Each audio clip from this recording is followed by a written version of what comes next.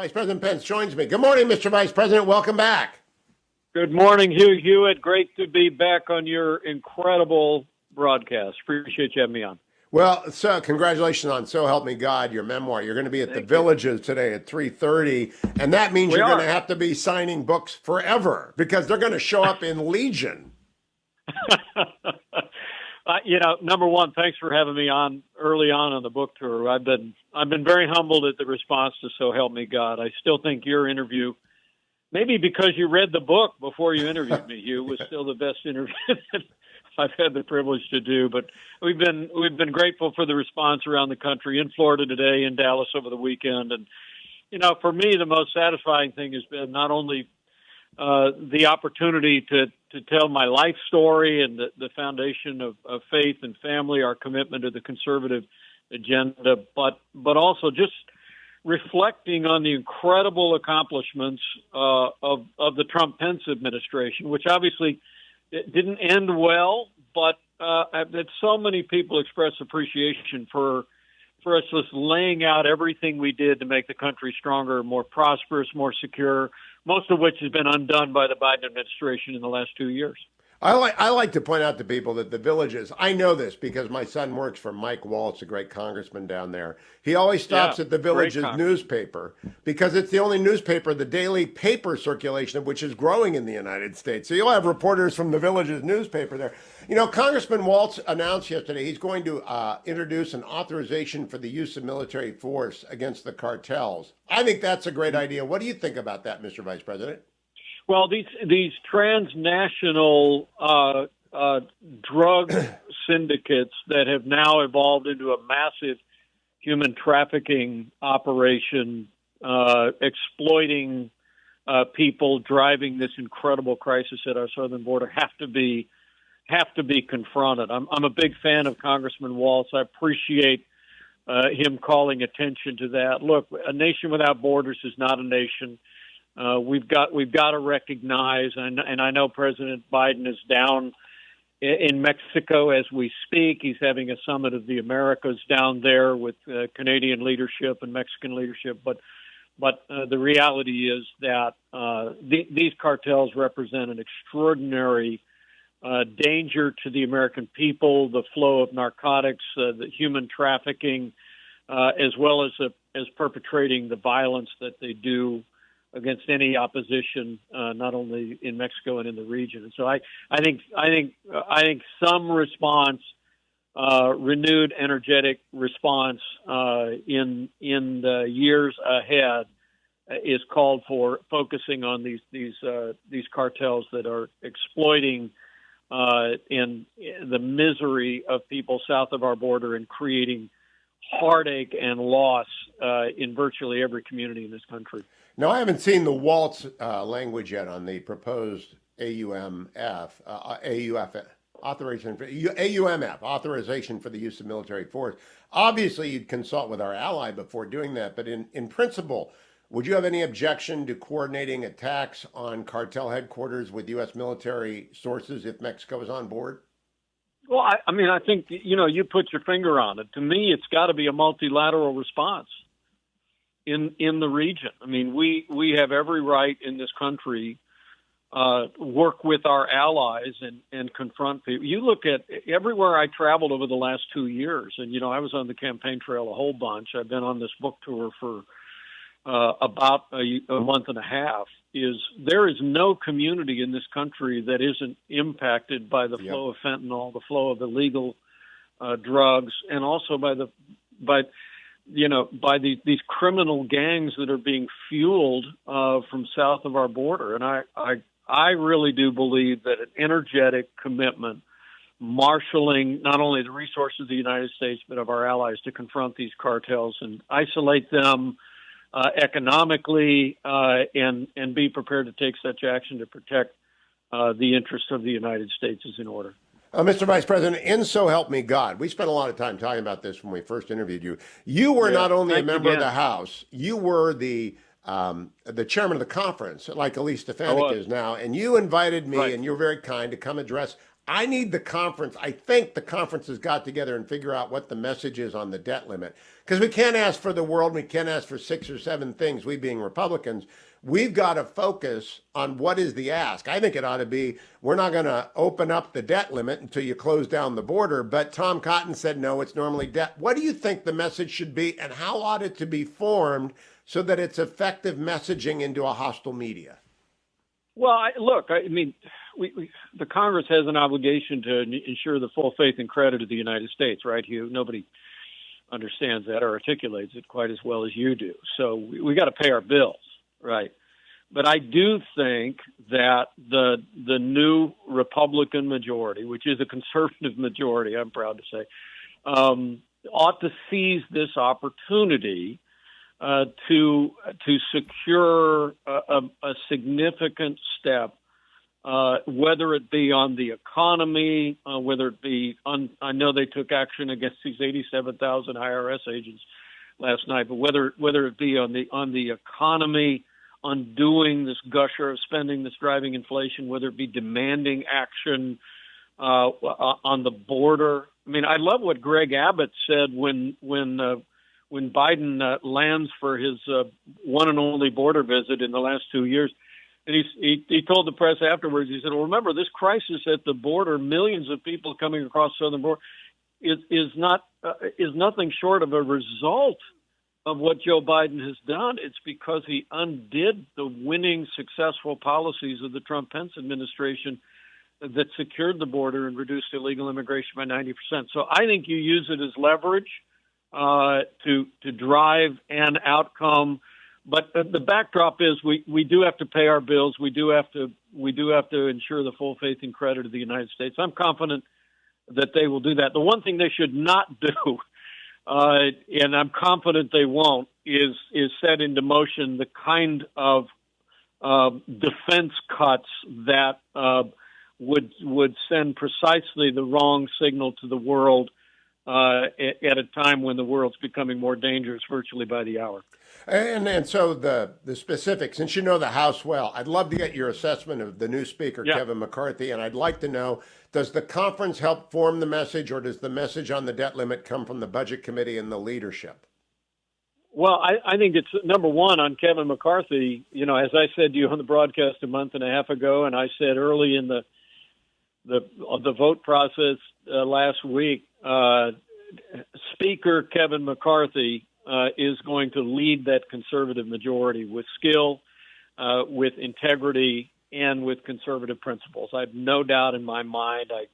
I was on that leadership team 12 years ago when Kevin McCarthy was just getting started in his career. He is not only a good man, but he's a good leader. His efforts in the last 2 years, more than any other member of Congress, secured us a new conservative majority in the Congress of the United States, and I know that he'll lead well. I will tell you, I'm going to be in Washington this week. I'm going to be meeting with a number of the new members, and we'll be talking about simply, getting back to the basics. My foundation in Washington minted what we call the Freedom Agenda. Yep. People can read about it at advancingamericanfreedom.com. I think, the agenda that was minted from Reagan to Trump is the agenda that this new conservative majority in the House of Representatives ought to be fanning out. They ought to flood the zone. They ought to advance on every quarter, and fiscal policy, cultural policy, foreign policy, and I have every confidence they will. Now, Mr. Vice President, I've got to talk to you about President Biden's papers. At the time, he was vice president when he took papers that were classified with him. And now we have a special counsel appointed to look into presidential candidate Donald Trump's papers. And we have the very same issue being sent off to the U.S. attorney in Chicago. How do you explain that double standard? Are they protecting the president, President Biden, from the same sort of prosecutorial focus and resources that are being directed against your partner in governing, former President Trump? Is it it shocks me. What does Mike Pence think about it?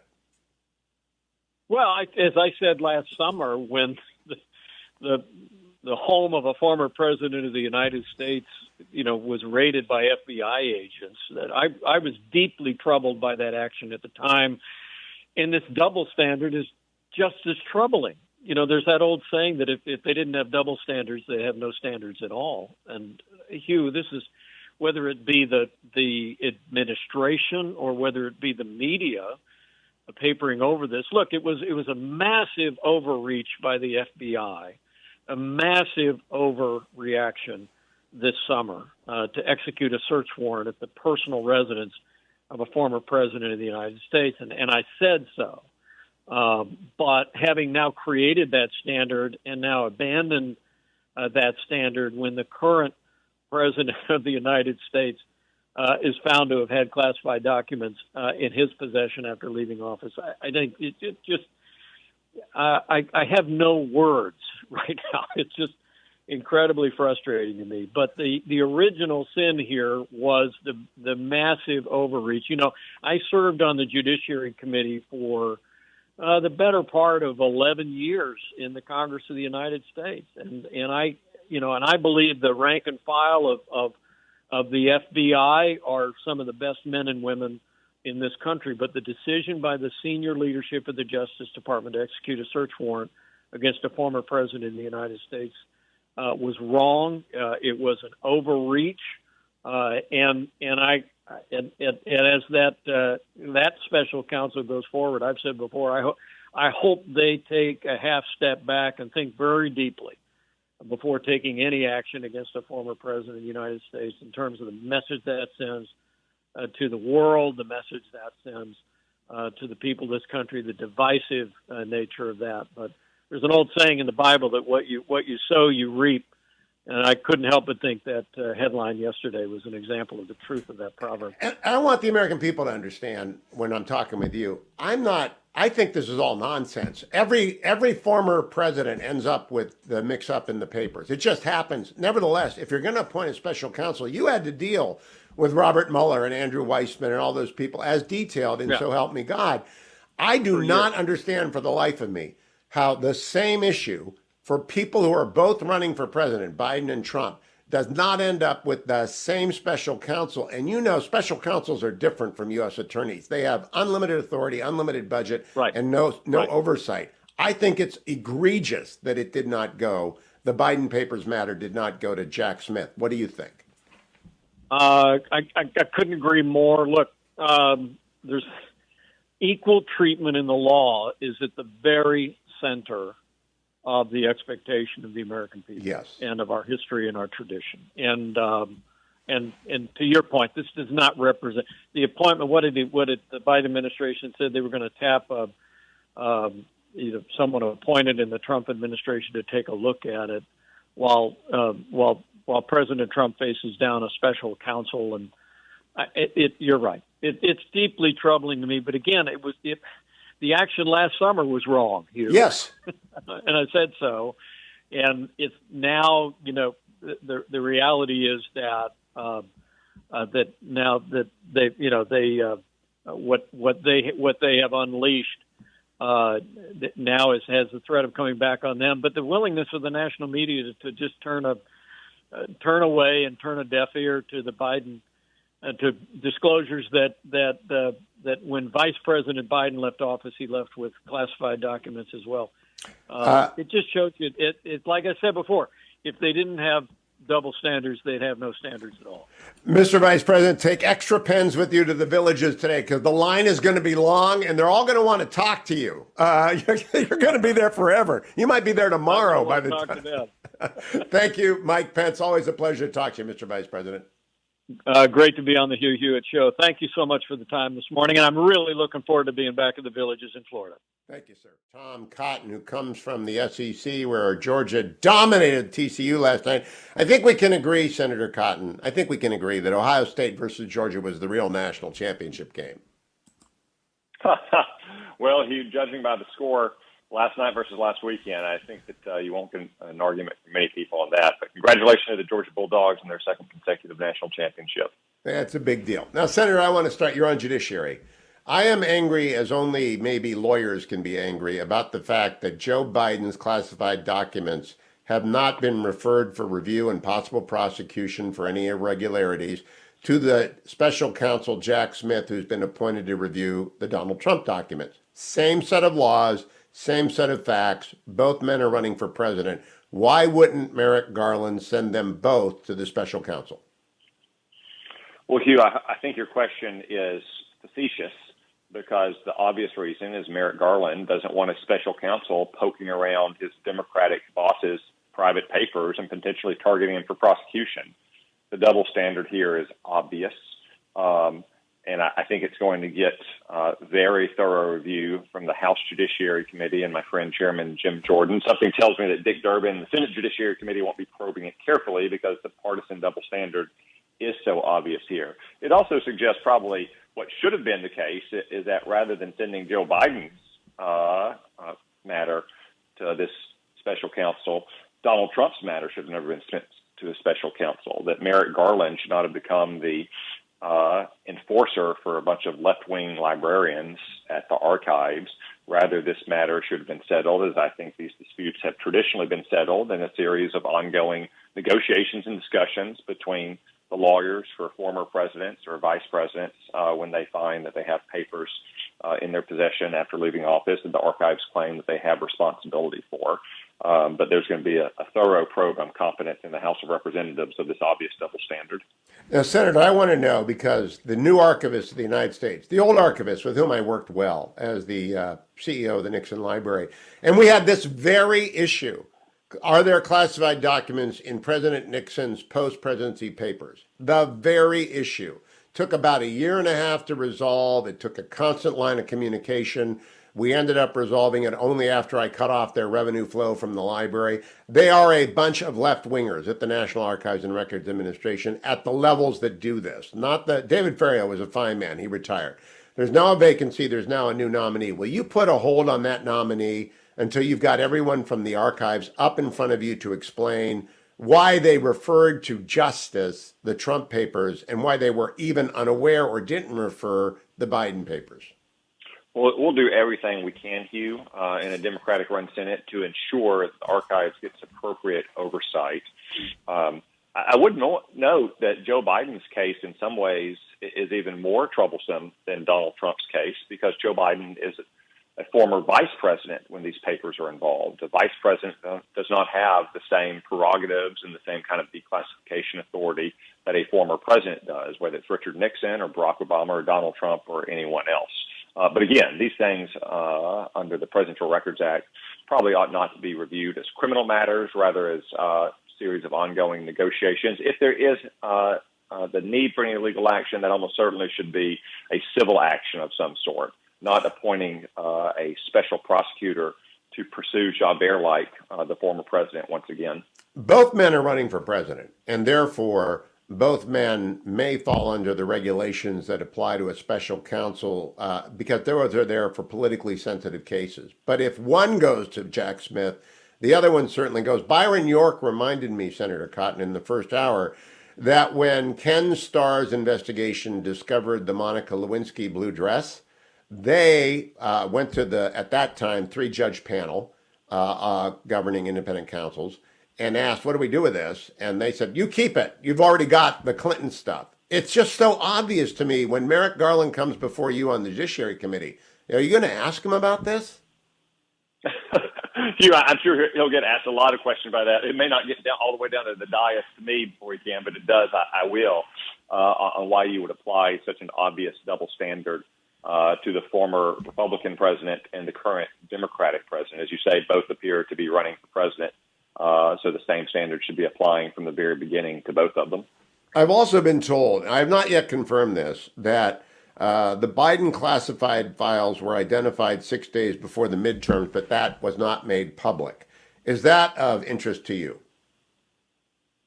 Hugh, again, I assume your question is facetious here because we all know why it wasn't made public at the time. For Joe Biden to reveal that he had classified papers at his Chinese-funded think tank 6 days before the midterm would have been explosive. And again, these are not the kind of papers in many cases that are in dispute with Donald Trump. I mean, I think some of the papers in Donald Trump's possessions were his letters to and from Kim Jong-un, which Yep. he'd shown to hundreds of people in the White House. Yep. Joe Biden faces very credible allegations of influence peddling involving his son and his brother and his family. I hadn't at thought about large that. with foreign governments.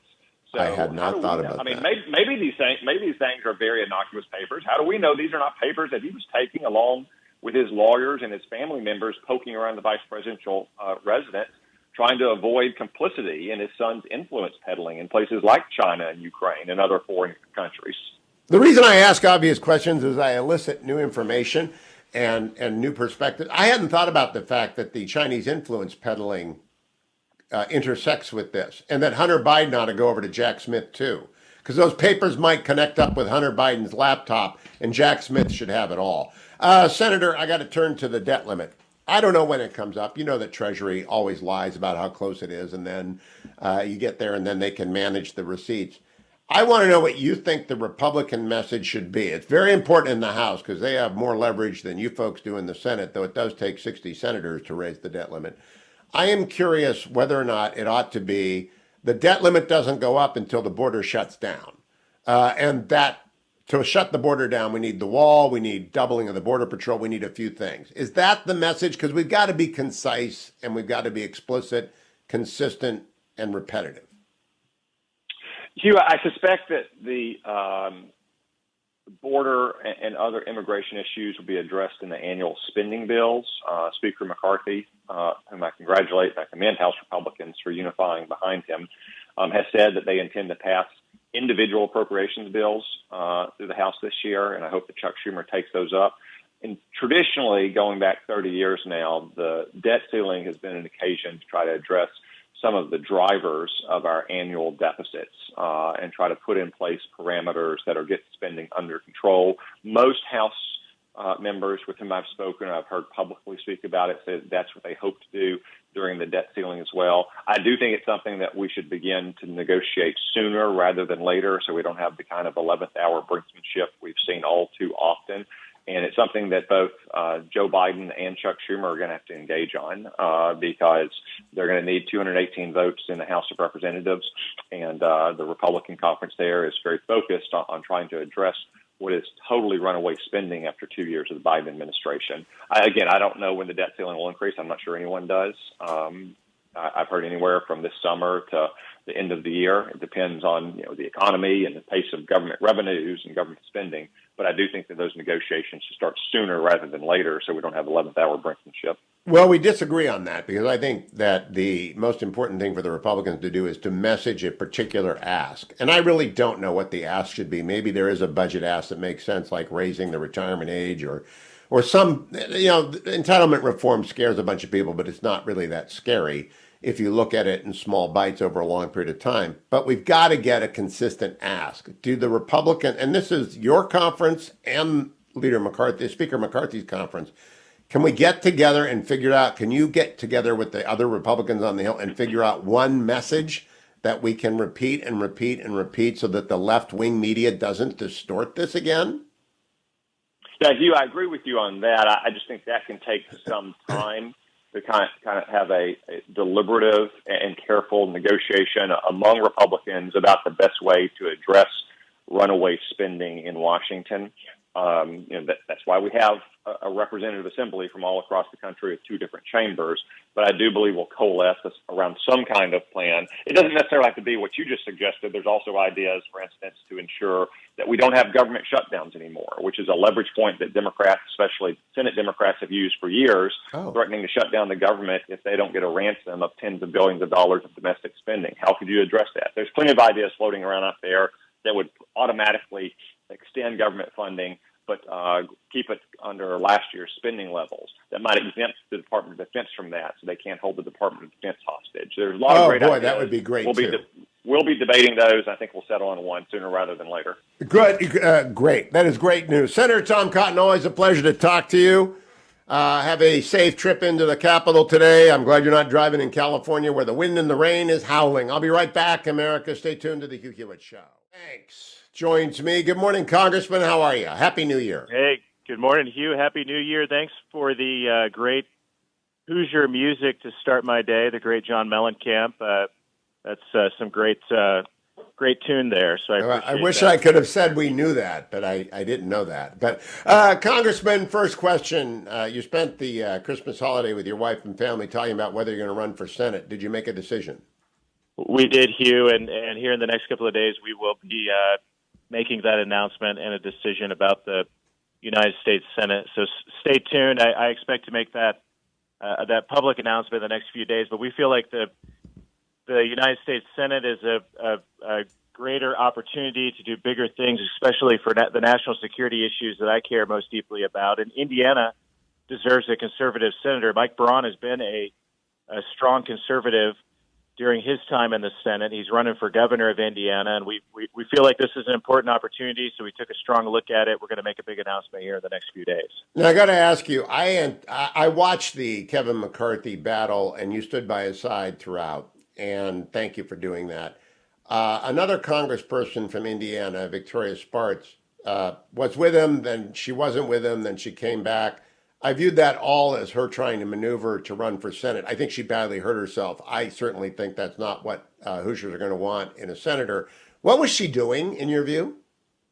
Well, I can't explain it because it didn't make sense to me at the time, and I haven't had a chance to unpack that with her. But at the end of the day, Kevin McCarthy is going to be a strong Speaker of the House, Hugh, and I believe he'll be a strong and historic speaker because he understands that his power comes from the members of his conference, not from the gavel and the position that he holds. And the rules package that we passed last night empowers him and empowers the conference to get the things done that we promised that we would do. So that's why I stood by him. That's why I voted for him. I've seen the vision that he has for our country. What we're going to do today, I think, will be maybe the legacy of this conference when we create the Select Committee on China, put Mike Gallagher, who's eminently qualified to lead that panel, and be the first Congress in American history to identify China as the biggest threat to our American way of life. And that's the type of leadership that Kevin McCarthy is going to bring as Speaker, and why I voted for him 15 times.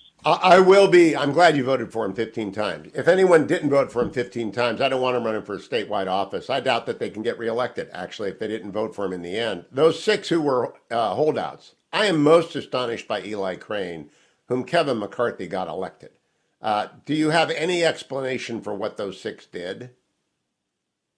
You know, I don't know Eli well at this point. Of course, you know, the Navy SEAL. I appreciate his contributions and service to our country. So I look forward to getting to know him. I can't explain it to you. I mean, a lot of the rules changes that many members of our Republican conference that we passed last night that we're championing, talking about, those were negotiated before last Tuesday, before the very first vote, and it kind of came down to a group that negotiated a few nuanced differences, and I know you've talked about that with Chip Roy sort of leading that negotiation, and then the rest of them that never came on board. And you know, at the end of the day, some members of Congress, not a surprise to you or anybody that's listening, love the attention, and there was a lot of attention given to them last week for some of the way that it played out. But we're in a better place. We're ready to move on, and I'm excited to roll up my sleeves and get to work on the big issues that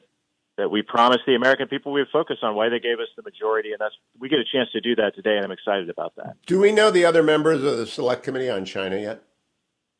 We don't. I don't know yet. I know Mike Gallagher was asking members, soliciting a broad group of members to participate and be a part of it. I hope to be a part of it in some way, but we got to pass the resolution to create it, which we're going to do today, and then that will allow Mike to get to work and put the panel together and start holding hearings and meetings, and that's what's most important. I'm on the Armed Services Committee, Hugh, as well, as you know as well, and you know we have a lot of work to do on that committee that's been held up over the last 10 days or so too. So it's time to get these committees moving, and we had a couple of new chairmen who were picked last night, so that allows us to move forward. We have to make up for lost time and get to work, and this week you're going to see some of that happen. Now, Congressman Banks, I have another Hoosier coming up next hour. Former Vice President Pence is joining me, and I'm going to ask him the same question I'm about to ask you, 2 of them actually. The easy one is, Former Vice President, now President Biden, took classified documents with him to Penn, just like former President Trump took classified documents with him to Mar-a-Lago. We have a special counsel for Trump, and the Biden papers investigation was not assigned to that special counsel. That is clearly an appearance of impropriety because special counsels are much bigger deals than U.S. attorneys in Chicago. It's the same set of circumstances. A man who is running for president has got classified information where the government doesn't think it should be. Why wasn't that, in your view, assigned to Jack Smith, the special counsel who has stood up for Donald Trump? Well, I mean, the sheer hypocrisy of this, I just saw the Hill newspaper put out a story trying to explain the differences between the classified documents at Mar-a-Lago and the classified documents at Joe Biden's Chinese Communist Party funded think tank. And there are a few differences between the two that we know of. And at the end of the day, we don't know what the classified documents were at Mar-a-Lago. I suspect that they were keepsakes that President Trump had tried to keep for his presidential library. We don't really know because none of that's been made transparent or public. I also saw a clip this morning that I hope you play at some point of Joe Biden lambasting President Trump for doing what he ended up doing exactly the same thing. So I don't know why the special counsel wouldn't look into both circumstances.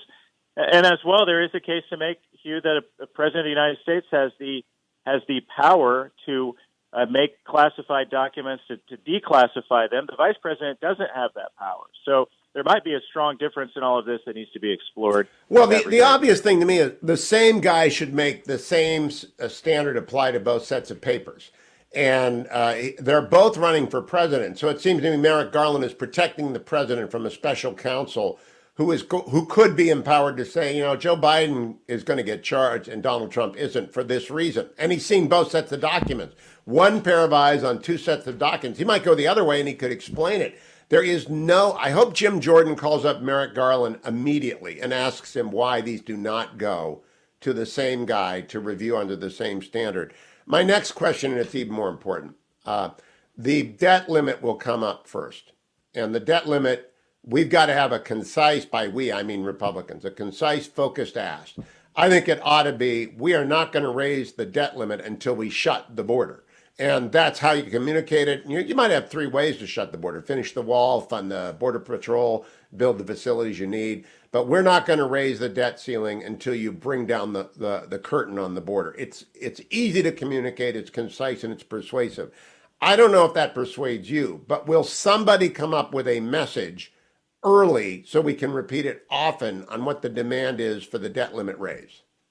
Yeah, I completely agree. This is the leverage that the majority gives us, and we have a duty to use that leverage, especially when it comes to securing the border. This was why the rules package last night was important, getting rid of the Gephardt rule, which is a Democrat rule that every time they have the majority, they institute. And when Republicans have the majority, we get rid of it. That allows for the debt limit to increase on its own when a budget is passed that spends more money. So by getting rid of the Gephardt rule, that gives us more leverage to do exactly what you're describing that we do. We have a duty to do that, and I think you'll see House Republicans unified in that regard. Now, I know how the debt limit works, and I know that it's got to be raised or default occurs, and I know that the left-wing media is going to get hysterical about it. But what I don't know is who gets to decide what the ask is. I assume Speaker McCarthy is the leader of that conversation, but do you think the conference will come together, like your Republican Study Committee would come together, on a focused, concise, repeatable message? Because I get messaging. That's what I do every day. I sell things, right? You got to say something 7 times. Jim Banks is running for Senate. Jim Banks is running. If and when you declare it, we'll say it 25 times. We'll give people your website. I hope you clear the field, but we will message with consistency. Do you think the GOP understands that it's got to do that? I'm certain of it. As far as House Republicans are concerned, I am certain that we will use our leverage in the majority when it comes to a debt limit to focus that attention on securing the border in return. I mean, that has to be where we go. It's the top issue in every Republican congressional district in the country. The border is the number one issue that Republican voters care about. That's why we have the majority. We have to use it. Now, as I recall, the Democrats were willing to fund the wall in the first year of Donald Trump's presidency. If we insisted on 1,000 miles of wall and a doubling of the Border Patrol and a building of facilities for those who get through, do you think that the Democrats can stand against that? I don't know how they can make a case against it. I mean, I've been talking more and more these days in communities all over Northeast Indiana about the fentanyl crisis and what happens when you open the border wide open and the Mexican drug cartels seize this moment in time to flush more fentanyl and illegal drugs over the southern border. That affects Democrat districts just as much as it affects my red Republican district in Northeast Indiana. So I don't know the case that these Democrats can continue to make against common sense measures like securing the border, building another 1,000 miles of the wall, and providing for a better enforcement of those laws at the southern border. So that is the single most important case that we're going to make in this majority. And to your point, using the debt limit to get that done, that's the one shot that we have. Last question. I've got Vice President Pence coming up. I expect he'll be by your side when you run for Senate, if you run for Senate, Jim Banks, and make that formal announcement as I expect. Do you expect the Vice President to be endorsing Jim Banks? Well, I respect and admire him so much. I just finished his book over the Christmas holiday. It's a great book. I hope everybody will pick it up and read it. So I endorse his book and what he stands for. He's a great man of integrity and very well regarded in Indiana. So I'll leave Hugh that up to him about what he decides to do in a U.S. Senate primary in Indiana. But there are a few endorsements I would rather have. You know, I doubt that anyone's going to run against you. I don't think Mitch Daniels is going to run. He's 72 or 73 years old, but I sure hope Congresswoman Sparks doesn't, because she's got some penance to do. Jim Banks, good to talk to you, Congressman. I look forward to hearing from you next whenever you make an announcement one way or the other on the Senate race. Don't go anywhere, America. I'll be right back. Welcome back, America. I'm Hugh Hewitt. Thank you for joining me. Joined by David Drucker of the Dispatch. Follow him on Twitter at David M. Drucker. David, you follow the Trump Papers controversy very closely. Now there's a Biden Papers controversy. My first question, we have a special counsel appointed, Jack Smith, to look into the Papers controversy being of Donald Trump. Why not just give the Biden classified papers controversy to Jack Smith? One guy, same standard would be applied. Well, look, these are legal matters that you're actually better versed to answer than I am. But I would say that I think that if this develops into a full-blown investigation that is similar to the investigation into Trump, then I would imagine that Merrick Garland would either appoint a special counsel or it would be folded into the Smith investigation. One of the things I learned in talking to Republican legal scholars and even former Republican elected officials who are lawyers is that one of the reasons Mar-a-Lago, there was a search warrant executed there, was that Justice felt it was the only way they were going to get a hold of the documents. And two, once it was clear that this was an investigation and that Trump was a candidate and Biden was probably going to be a candidate, that's one of the reasons Garland appointed a special counsel. So I think we need to find out if we're dealing with apples and apples here or apples and oranges.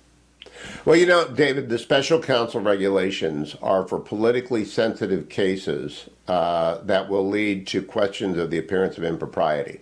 When you've got one presidential candidate being investigated by a special counsel for classified documents and the other one not being investigated by a special counsel for classified documents, the appearance of impropriety arises. I think Jordan will have Merrick Garland and Jack Smith up there immediately. Let me ask you about the weaponization.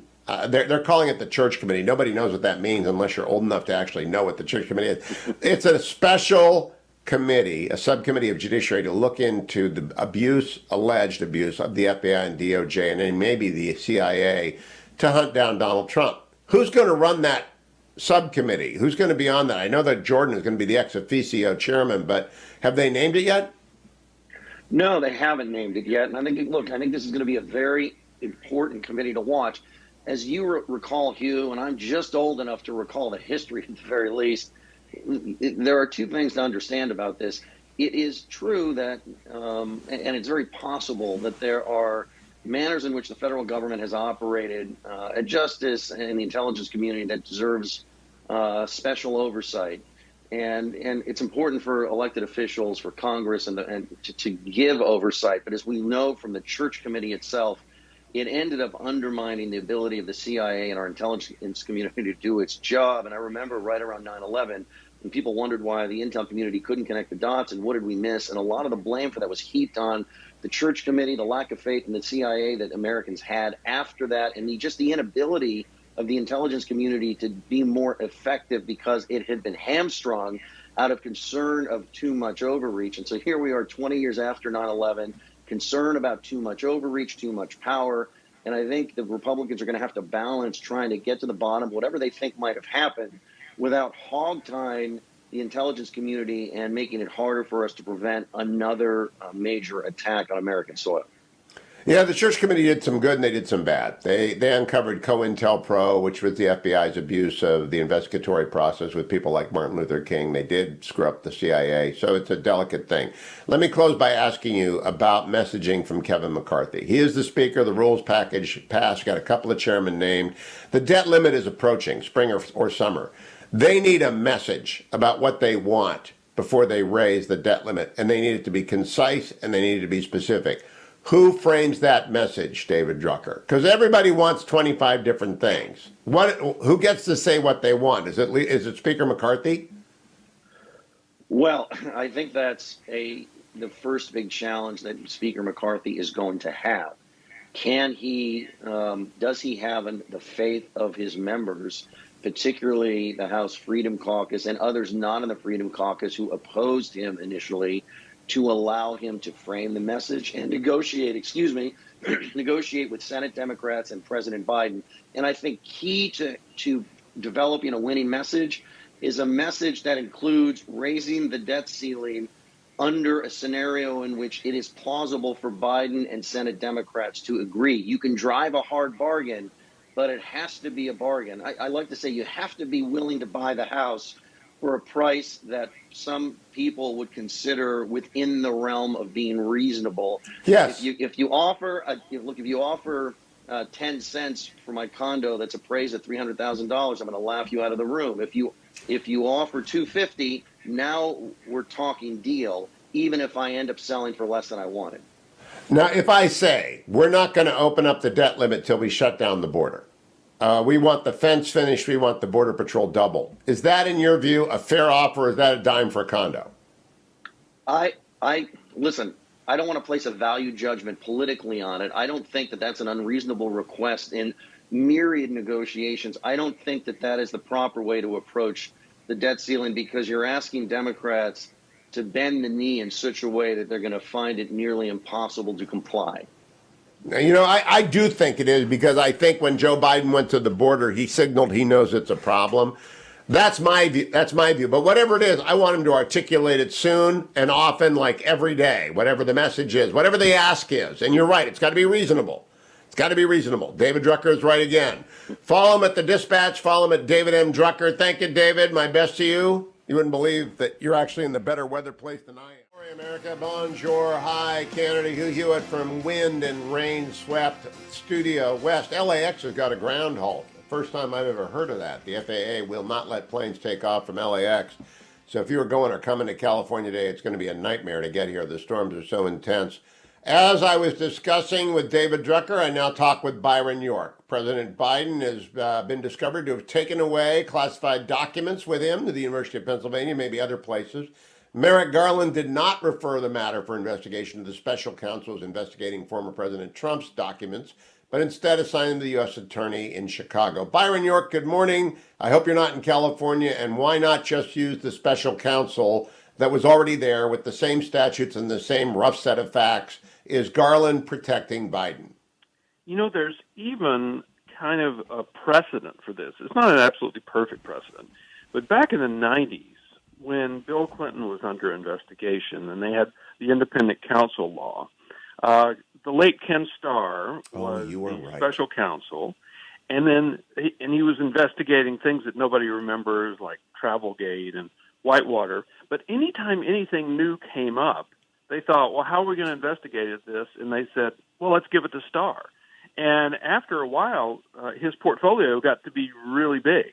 Yeah, the difference between those two cases, it's not exact, is that at that time the independent counsel statute existed, and a three-judge panel made those assignments. So it wasn't Merrick Garland, it wasn't the attorney general deciding that. But you're right. They said, same guy, bigger investigation, give it the star. You're right, Byron. So you have an investigation up and running with Jack Smith, who, by the way, for a while was the first European-based special counsel I think we've ever had, which I just thought was. He's apparently back in the United States. He is up and running. Now, on the other hand, it took a while for Merrick Garland to get around to appointing a special counsel. And I think he said he only did it when Donald Trump announced for president on November 15th. He did it after Trump did that. And we may have a Biden announcement of a candidacy next month. But in any event, Biden is Merrick Garland's boss. So I think that is enough reason. If I could say one more thing about this, though. Yes. The point I've always made about the Trump classified stuff, which it was, we need to know what it is.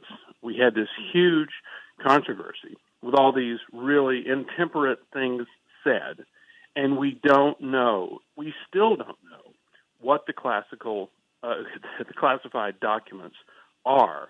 We know we have an overclassification problem in this country, but we don't know what these documents are. And I would say the same thing about the Biden case. Before I, sort of get my hair on fire about the nature of these classified documents, it'd be nice to know what they are. My hair is on fire over the appointment or non-appointment or referral to Jack Smith, because the special counsel provisions are almost certainly originated in the idea that we might have to investigate the president. And now they have to investigate the president. And there's a special counsel on the same stuff, and they don't give it to the special counsel. I only have, sometimes what's the, what do they call the rule when the Gordian knot? What's the simplest explanation? Merrick Garland is protecting Joe Biden. Merrick Garland doesn't want, because special counsels have unlimited budget, unlimited time, and no supervision. That's not, U.S. attorney is a holdover of Trump. I'm sure that might be why he gave it to him. But not giving it to Jack Smith is to keep Jack Smith focused on Trump, and he doesn't have to defend any decision to prosecute Trump and not prosecute Biden. He's going to be able to say, I don't have Biden's case, as opposed to saying, well, this is worse than that because these documents are more classified. Byron, it really is legacy media at its worst when I read the Politico report and they don't even raise the obvious question. Yeah, and I would say that the early reporting of the Biden papers story was only had one purpose in mind, which was to tell the reader that this is really different from the Trump case. Yes. And there's obviously such an agenda because the typical reporter, I think, working on this looks at the Biden case and says, "Oh my goodness, the Trump crazies are going to go nuts about this, and they're going to try to equate these cases. And it is my job as Mr. Reporter to knock that down." Yes. That's exactly what we're seeing right now. Instead of asking the lawyer, I'm a lawyer, the first question, and I actually was the clerk to the independent counsel committee of 3 judges run by my judge, Roger Robb, when they appointed Jacob Stein to investigate Ed Meese. I know how that worked in the old days. It's a different statute now. The obvious thing is apples and apples. Classified documents, a presidential candidate. They go to the same prosecutor to make sure the same rule is applied to the same fact. And they might result in different decisions, by the way. But Jack Smith will be in a position to defend that decision to prosecute maybe Biden and not Trump.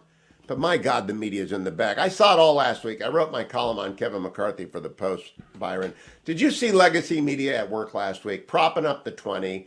And by the way, I divide the 20 into the 14 who did the deal and wanted a deal, and the 6 reprobates who didn't, who just were wreckers. But throughout the week, I just thought all those 6 are doing is feeding the main. They were showing up with sudden new respect on CNN. Honest to goodness, it was so transparent. Well, they were. It was at work. On the other hand, what was taking place last week was newsworthy. Yes. I mean, it was just, by any definition of newsworthy, it was newsworthy. So my sense was that and you and I had talked about this in the weeks and actually months leading up to it, and I think both of us thought that it wouldn't actually happen, that there wouldn't be this I agree. multiple ballots and everything, because I thought the pressure on what I thought were the five would be enormous, and they would cave before they would actually try to scuttle the new Republican majority. But they didn't. And they actually, when we saw the first vote of 19, you thought, now, wait a minute, that's a lot bigger than that. It had grown in the previous 24 hours. So it was absolutely newsworthy. On the other hand, there is an interesting thing going on, which is to talk about the new Republican majority as a completely ungovernable body, when, in fact, Nancy Pelosi was elected. Do you know how many votes she got in the Speaker's election of 2021? No, I don't remember. She got 216 votes. It was Oh, no kidding. The same. Oh, the same. I mean, the double standard is it's so crazy. Let me ask you now about messaging, Byron, because we're running low on time. I want to ask you. The debt limit will be the first showdown. The Republicans have to fashion their demand. I think the demand is, before we raise the debt limit, we have to close the border. And here are the three things you got to do. Nice, tight, concise messaging. Who will develop whatever the ask is? And do you think the Republicans will effectively focus on the ask? I think Republicans have failed a lot at using the debt limit to force policy concessions. I just think I'm pretty pessimistic about being able to do that. Clearly, they've made an effective case on the border, so much so that President Biden finally felt pressured to come up with a fake event in El Paso to satisfy his Republican critics. But I think it's going to be very, very hard for Republicans to use the debt ceiling, because there's always the specter of the default of the United States government, the full faith and credit of the United States government. For the first time in history, Republicans are, the story. And that's going to happen again if the Republicans try to force a policy outcome like a tougher border policy. Now, there's always a lot of sleight of hand in the debt limit as well. It's when we run out of money. That's what happens. And we never know when we're going to run out of money. And I saw one Republican rightfully say, we need to get Janet Yellen up here and tell her to start economizing, because we're going to run into this. But they need to frame their ask, Byron. Do you think they will? And if so, who's in charge of that? Is that the Speaker's job? Is that Steve Scalise's job? Is it Elise Stefanik's job? The budget. Go ahead. I think that is a big picture strategic decision made by the Speaker of the House. I agree. Do you think, by the way, that McCarthy is crippled? I don't. I think McCarthy's fine. No, I don't think he's crippled. I think he's a workable majority. Now, on the other hand, people have to understand what has just happened. I mean, they have won the House, they don't have the Senate, and they don't have the White House. And I think there's a feeling that all the time since 1994, when Republicans won this glorious victory, and I'm going to tell you very quickly, Democrats had 258 seats in the House before the 94 elections, and Republicans won. Democrats had 204 afterwards, and Republicans had 230. Plus, Republicans won the Senate with an 8-seat pickup. They won control of Congress. Republicans haven't done that. Byron York from the Fox News channel and Washington Examiner. Thank you, Byron. Welcome back, America. Bethany Mandel is one of my very favorite Twitter accounts to follow. You can't find it, though, at Bethany Mandel. You have to do it at, I want to make sure I get this right, Bethany Shondark. Bethany, BethanyShondark. Good morning, Bethany. How are you? Hey, I'm good. How are you? Great. Happy New Year, and congratulations on baby number 6. 6, yeah, thank you. Mary Catherine Ham has come up with number 4. We are repopulating the world with conservatives. I'm very happy about that. Are you feeling well? Is the baby at home and doing fine? Yeah, we're all good. He's 2 weeks today. And, other than not being put down ever, which is unfortunate and inconvenient when you're the 6th, he's really good. Yeah, well, how old is the oldest? Can they help?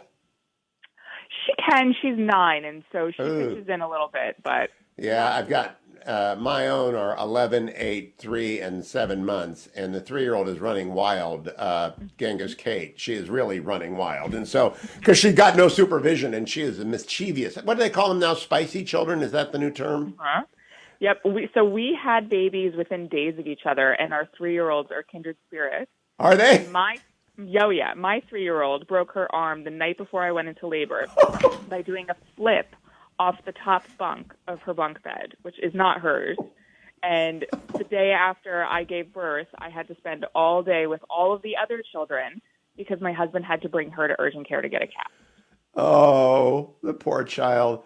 Yesterday, my daughter sent me a picture of Genghis Kate, under the dining room table with a package of chocolate chips and the caption, the quote, "I didn't steal nothing." And she doesn't know whether to be upset about the thievery, the lying, or the grammar. But, 3-year-olds are 3-year-olds. Bethany, I want to know what you thought of the media coverage of Kevin McCarthy's election as Speaker. So it's funny because they acted like it was total dysfunction of Congress, but it's actually for them, for the first time ever, actually debating anything. And they're putting more effort into that than they do any spending bill whatsoever. I wish they would bring that enthusiasm to the rest of their job. Yeah, I thought the media is so left-wing. And then the second example is Joe Biden taking classified documents to the University of Pennsylvania. I'm sure it is innocent. I think the same thing happened to Trump. They all end up doing this because I've worked with the archives for a while. But what is not innocent is Merrick Garland sending that case to Chicago as opposed to Special Counsel Jack Smith, because to have a special counsel appointed is a political problem. But Bethany, is there any legitimate reason in your mind that those two cases, both men running for president, both involving classified documents, are not both with Jack Smith? I mean, it's hard to know sort of the circumstances, but why does one? I mean, I think that the bigger issue to me, just on an optics level, is why one requires a raid with armed officers. Like, was that a proportionate response? And that the Biden folks are going to be treated with kid gloves, and that all will be forgiven. Mistakes happen. It's okay. Don't worry about it. That to me was the biggest issue with what happened with Trump, was just them treating him like a common criminal, because that's what they think he is. Right. I think that is a legitimate question, but I do know there should be one standard for wrongful possession of classified material and whether or not it's prosecutable. One standard. The same prosecutor looking at the same at two sets of documents but applying the same standard will have a coherent explanation for why one is chargeable and the other isn't. But if you give one to Chicago and the other to special counsel who has unlimited resources and no supervision, that really is a double standard. They're protecting Joe Biden. And I just can't get away from it. And nobody brought it up in the media yesterday. No. I mean, this will disappear in 30 seconds. There will be no sort of accountability. And what's sort of strange to me is that they have a hyper locator on some classified documents, but that others can just magically show up and they have no idea. They had no idea where they were this whole time, and they weren't concerned about it. So to me, the fact that they sent agents to Mar-a-Lago because they knew that he had classified documents was that they were keeping better track of it under Trump than they were. Oh, I have a better explanation. National Archives and Records Administration is a very left-wing organization with which I've dealt on and off for 30 years. So the NARA lefties wanted to get Trump. So they referred it to justice immediately. The NARA lefties were working with Biden. And I cannot wait for Jim Jordan to get all officials at the National Archives and Records Administration who deal with presidency and vice presidencies. I can't wait to get them under oath to ask them how they approach, because I know the lefties at NARA and they're going to sweat down. By the way, should there be a new archivist appointed until and unless we have answers on all this?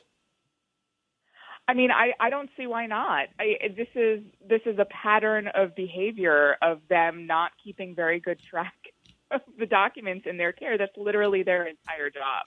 Yeah, I do believe that it's a left-wing organization, and I've worked with them for years, for literally decades. I first worked with them when they The Archivist of America shot down John Agresto's nomination. I stopped working with him a year ago when I retired from the Nixon Library. Good people at the top, very left-wing people in the career ranks. Bethany Mandel at Bethany Shondark on Twitter. Good luck with the 3-year-old and with the baby. Is the cast off yet, Bethany? No, got another 2 weeks. Oh, my gosh. I love 3-year-olds. I know you do, too. Genghis Kate has a soulmate. I'll be right back, America. Welcome back, America. It's Hugh Hewitt. All of my interview with former Vice President Pence will be posted over at hughhewitt.com with a transcript. Mollie Hemingway joins me now from Fox News. Good morning, Mollie. How are you? Happy New Year. Happy New Year. Great to be here with you. Mollie, the former Vice President, Mike Pence, just denounced as absurd and a double standard the fact that the Biden papers were not referred to Jack Smith as special counsel. And he, of course, knows what a special counsel means. Both guys are running for president. Both guys are accused of having classified information and taking it with them. Why do you think Merrick Garland did not send that matter to Jack Smith, the special counsel, who has far more power than a U.S. attorney in Chicago?